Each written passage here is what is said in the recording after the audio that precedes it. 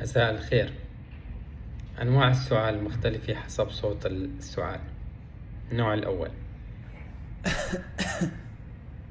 سعال الجاف، نتيجة المهيجات أو العطور أو البخور أو التدخين، إضافة للربو أو ارتجاع المعدة.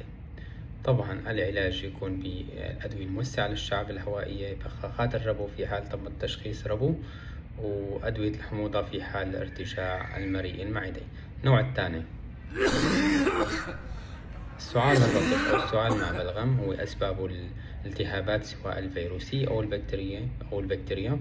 طبعا العلاج بسيط جدا، في حال فيروس بيكون بالمحلول الملحي كبخار، إضافة إلى بعض أدوية السعال العشبية خاصة بعد أعمار 6 سنوات.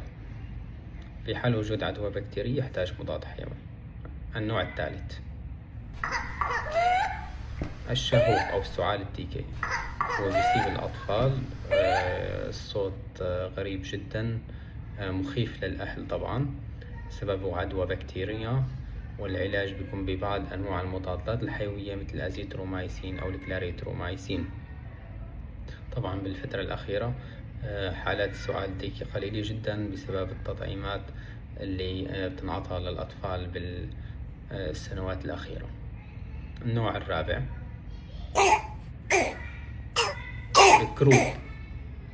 هذا السعال يبدأ فجأة بالليل أو صباح الباكر، وعادة بيجي من عدوى فيروسية خاصة فيروسات البارا إنفلونزا. العلاج بدواء الدكساميثازون بالفم أو بخار الأدرينالين يتم بالمستشفى حصرا هذا البخار.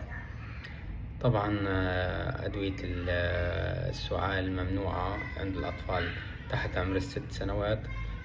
إعطاء العسل ممنوع أيضا عند الأطفال تحت عمر 1 سنة.